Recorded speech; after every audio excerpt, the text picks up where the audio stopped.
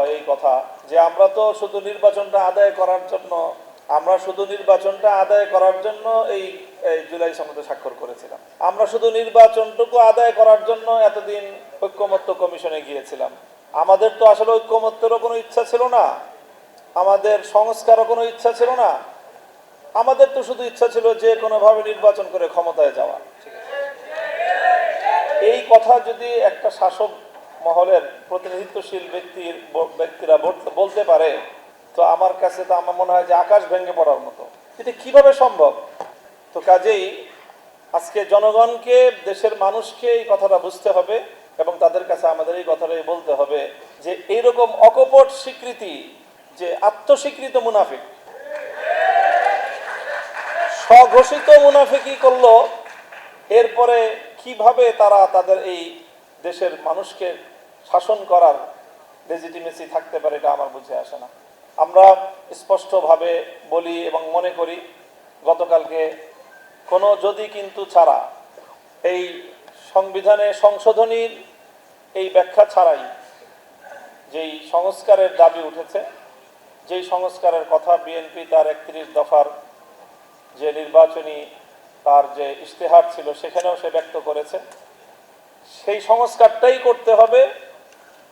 অন্যথায় আমাদের বিরোধী দলীয় চিফ হুইপের ভাষায়, আজকে সভাপতির ভাষায়, তাহলে আমরাও আবার সেই সংবিধান পুনর্লিখন, নতুন করে রচনা করার পথে হাঁটব। এটা শুধু নাহিদ ইসলামের একার কথা নয়, এটা আমাদের সবার কথা। স্পষ্ট বার্তা বিএনপির প্রতি যে সংবিধান সংস্কার না করেন আমরা সংবিধান আবার পুনর্লেখন করব ইনশাআল্লাহ। আমরা দ্বিতীয় যে আমাদের বাংলাদেশের মানুষের যে অভিপ্রায়, বিপ্লবের যে অভিপ্রায়, সেটা হলো আমরা ক্ষমতার বিকেন্দ্রীকরণ চাই এবং আমরা ক্ষমতার মধ্যে একটা ভারসাম্য চাই। এই ক্ষমতার বিকেন্দ্রীকরণ এবং ভারসাম্য আনয়নের জন্যই প্রধানমন্ত্রীর হাত থেকে প্রায় 5টা গুরুত্বপূর্ণ নিয়োগের দায়িত্ব রাষ্ট্রপতির হাতে ন্যস্ত করার প্রস্তাবনা করা হয়েছে, জুলাই সনদের মধ্যে অন্তর্ভুক্ত করা হয়েছে। মানবাধিকার, তথ্য, আইন এই কমিশনগুলোর এবং বাংলাদেশ ব্যাংকের ও এনার্জি রেগুলেটরি কমিশনের এই জায়গাগুলোতে রাষ্ট্রপতির হাতে নিয়োগের দায়িত্ব অর্পণ করা হয়েছে। স্থানীয় সরকারকে স্বায়ত্ত শাসন দেওয়ার প্রস্তাবনা রয়েছে এবং বিচার বিভাগের যে সার্বিক যে স্বাধীনতা এবং স্বকীয়তা, সেটা বিচার বিভাগ এবং সুপ্রিম কোর্টের হাতে ন্যস্ত করা হয়েছে।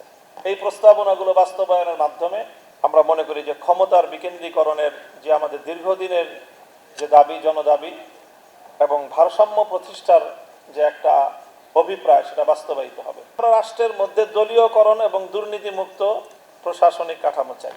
কাজে এখানে পিএসসি, দুদক এবং মহাহিসাব রক্ষক সহ এই জাতীয় গুরুত্বপূর্ণ জায়গাগুলোতে নিয়োগের যেই ব্যবস্থা বা নিয়োগের যেই সিস্টেম, সেটা বাছাই কমিটির মাধ্যমে এই নিয়োগগুলোর ব্যবস্থা করতে হবে। দলীয়করণ এবং দুর্নীতিমুক্ত একটা সমাজ এবং একটা রাষ্ট্র আমরা গড়তে চাই। নিরপেক্ষ এবং স্বচ্ছ একটা নির্বাচন চাই।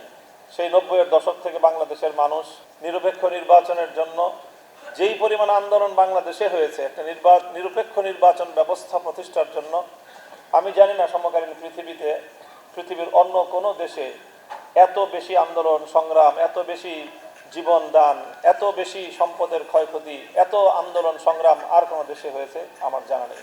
এরপরেও যদি বাংলাদেশের মানুষ একটা নিরপেক্ষ স্বচ্ছ নির্বাচনের নিশ্চয়তা না পায়, তাহলে এটা হবে আমাদের জন্য খুবই দুর্ভাগ্য এবং হতাশার কারণ।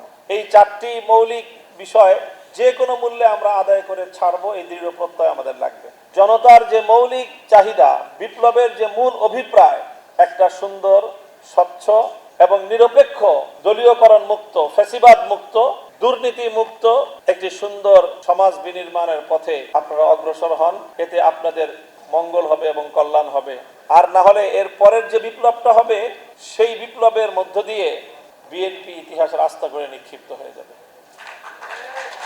কাজেই আমরা ধীরে ধীরে জাতির কাছে আমাদের বার্তাগুলো পৌঁছানোর মধ্য দিয়ে আমরা বিপ্লবের প্রস্তুতি গ্রহণ করব।